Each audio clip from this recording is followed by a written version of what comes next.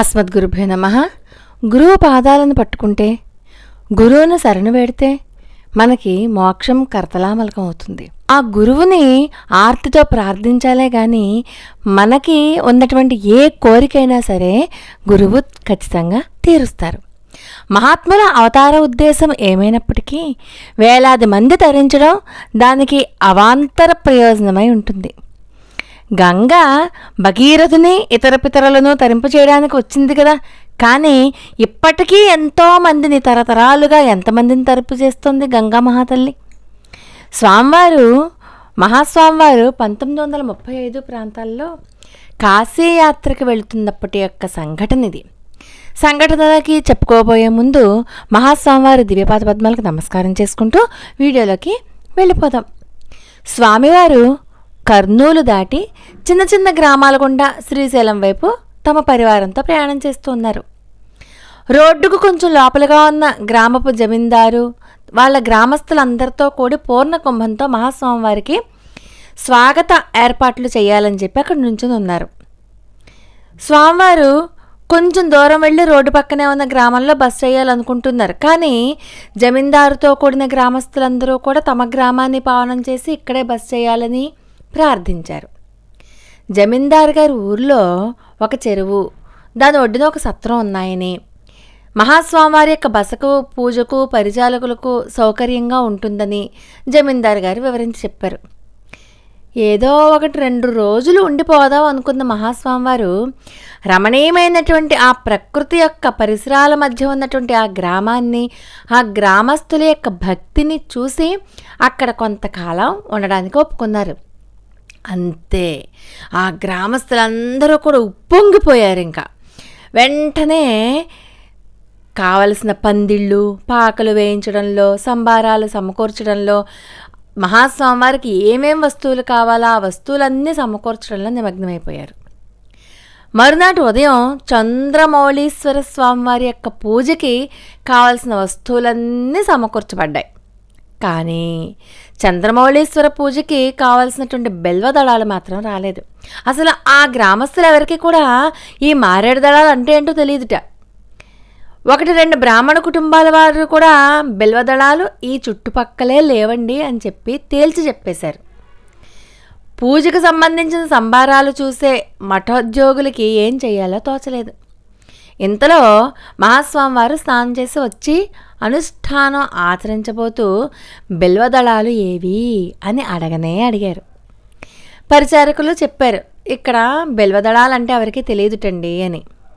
స్వామివారు చిన్నగా చిరునవ్వు నవ్వి గోశాల వెనుక ఉన్నటువంటి బండరాయి మీద కూర్చుని తన అనుష్ఠానాన్ని ప్రారంభించారు.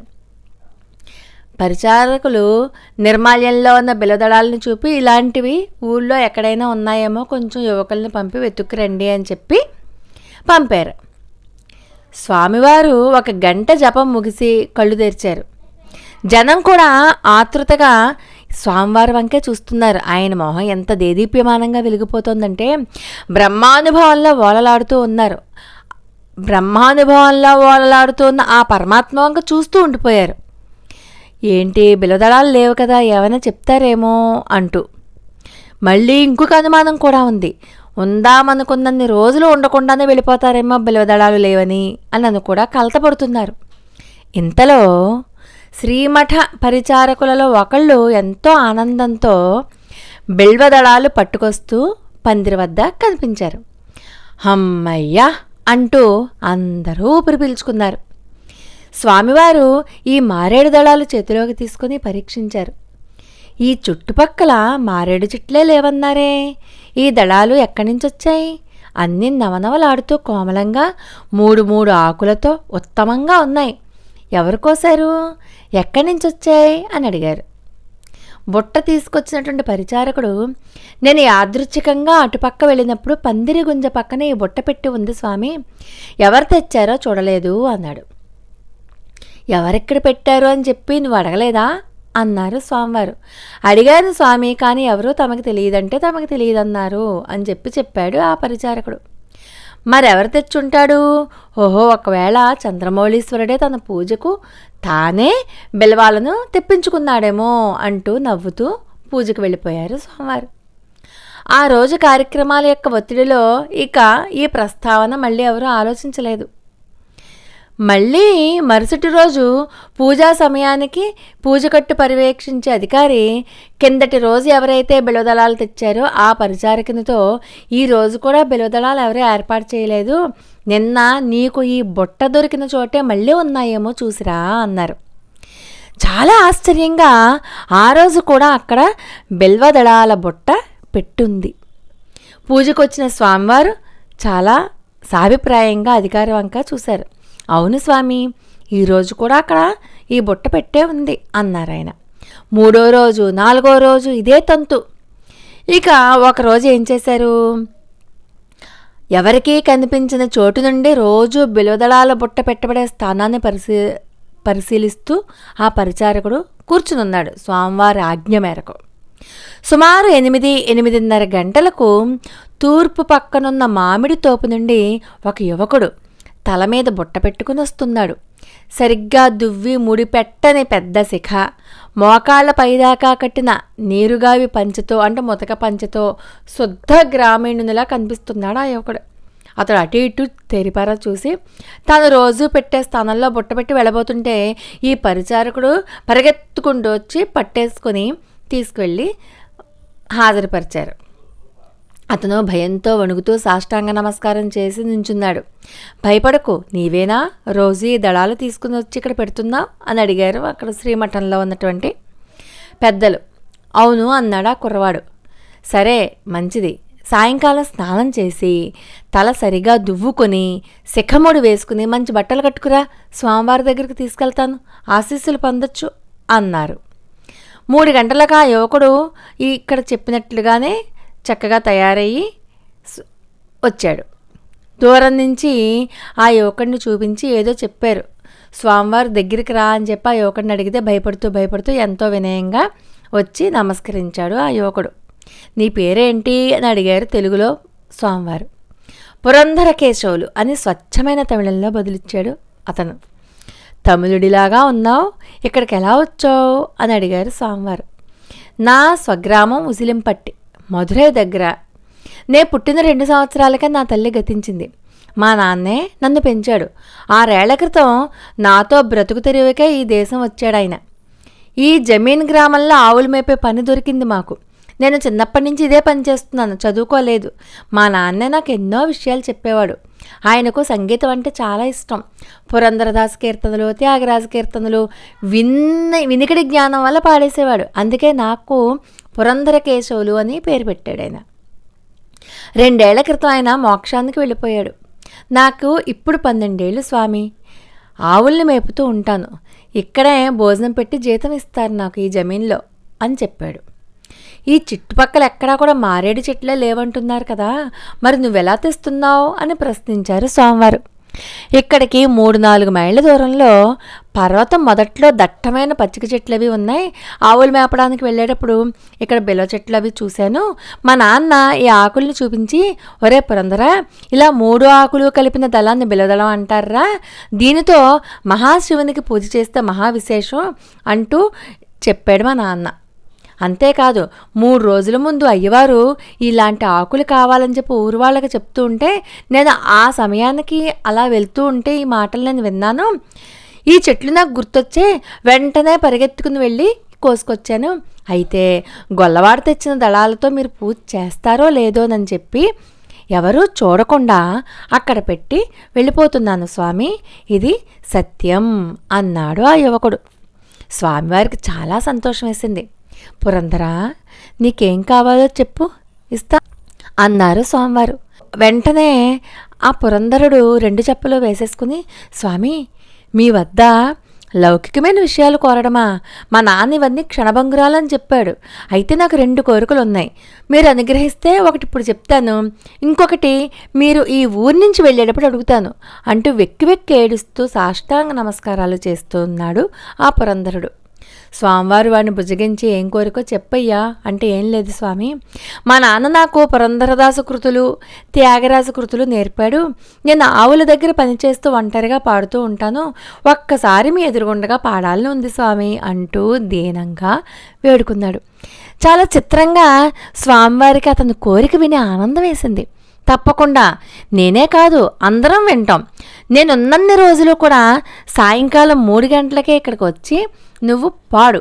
అమ్మవారు అయ్యవారు కూడా వింటారు, అంటే త్రిపుర సుందరీదేవి, చంద్రమౌళీశ్వరుడు వాళ్ళు కూడా వింటారు అని చెప్పి అన్నారు స్వామివారు. పురంధరకేశుల యొక్క ఆనందానికి హద్దే లేదు.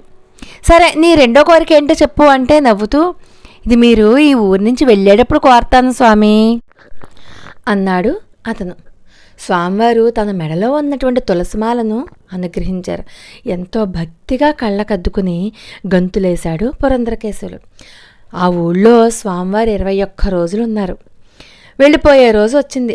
ఊరంతా కూడా మిన్ను విరిగి మీద పడినట్లుగా వచ్చి గుమిగూడారు. ఎంతో బాధతో ఏదో అపురూపమైన అమూల్యమైనటువంటి వస్తువు పోతున్నట్లుగా చాలా బాధపడుతూ ఉన్నారు. అందరినీ ఆశీర్వదించారు స్వామివారు. గ్రామ ప్రజలందరూ కూడా కళ్ళల్లో నీళ్లు పెట్టుకొని ఎంతో ఇదిగా బాధపడుతూ ఉన్నారు.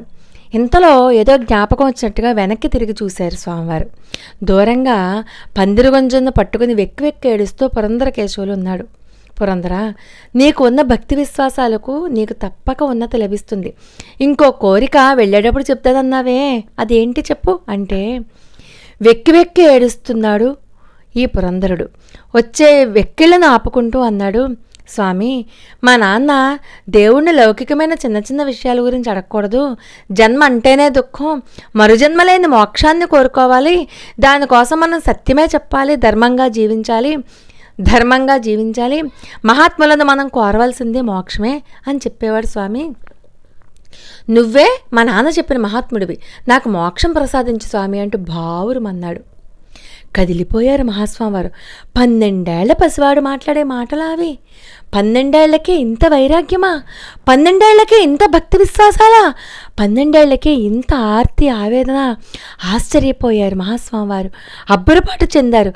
ఎంతో ప్రేమతో కరుణతో చూసి నవ్వుతూ, తగిన సమయంలో భగవంతుడు నీకు మోక్షాన్ని ప్రసాదిస్తాడు అంటూ దూరంగా ఉన్న జమీందారుని పిలిచి, పురంధరుని విషయంలో ఏం జరిగినా సరే మఠానికి వెంటనే టెలిగ్రామ్ పంపు అన్నారు మహాస్వామివారు.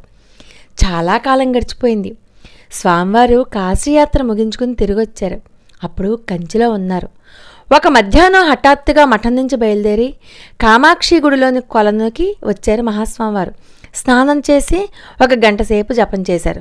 మళ్ళీ స్నానం చేశారు, మళ్ళీ జపం, మళ్ళీ స్నానం, మళ్ళీ జపం. ఇలాగా సాయంకాలం 6 గంటల దాకా ఈ విధంగా 8 సార్లు చేశారు. స్వామివారు ఎందుకు ఇలా చేస్తున్నారో ఎవరికి అర్థం కాలేదు. చివరిసారిగా స్నానం చేసి మెట్లెక్కుతున్నప్పుడు మఠం నుండి టెలిగ్రామ్ పట్టుకుని, కర్నూలు నుంచి టెలిగ్రామ్ వచ్చింది స్వామి, పురంధరకేశవుల ఆరోగ్య పరిస్థితి చాలా ఆందోళనకరంగా ఉందిట. మరి ఈ పురంధరకేశవులు ఎవరో ఎవరికి తెలియడం లేదు స్వామి అన్నారు. పురంధరకేశవులు కొద్దిసేపటి ముందే కాలం చేశాడు. వాని గ్రామం వెళ్ళినప్పుడు నన్ను మోక్షంకే ప్రార్థించాడు. మంచి జీవి అతడు. చంద్రమౌళీశ్వరుని అనుగ్రహం వల్ల మోక్షం లభిస్తుంది అని చెప్పాను. కొద్ది కాలంగా అతనికి విషజ్వరం వచ్చింది. శరీర బాధ గురించి పట్టించుకోకుండా మోక్షేచ్ఛతో తప్పించిపోతున్నాడు. అతనికి ఇంకో 6 జన్మలు పొందాల్సిన కర్మ ఉంది. ఎలాగో అలాగా మోక్షం కలగాలని ప్రార్థిస్తూ ఇలా జపం చేస్తున్నా. పురంధరకేశవులు శుద్ధాత్మ అంటూ మఠం వైపుకు దారి తీశారు స్వామివారు.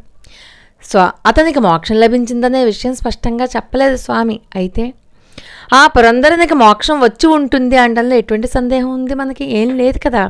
అయితే అద్వైత శాస్త్రం జ్ఞానాదేవహి కైవల్యం అని చెప్తోంది కదా.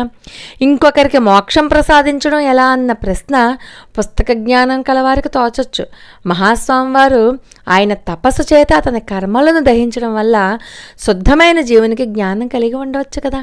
అయినా దీని గురించి మనం ఆలోచించడం అవసరమా? అనవసరమేమో. శ్రీ రమణ భగవానులు కూడా తమ తల్లిగారితో సహా అనేక మందికి మోక్షాన్ని అనుగ్రహించలేదా? అలాగే స్వామివారు ఖచ్చితంగా పురంధరునికి మోక్షాన్ని ఇచ్చే ఉంటారు. కాదు ఇచ్చారు. చూసారా, 12 ఏళ్ల పసిపిల్లవాడికి ఎంత మోక్ష ఇచ్చిందో. తండ్రి చెప్పిన బుద్ధుల వల్ల కదా ఇటువంటి జ్ఞానం వచ్చింది.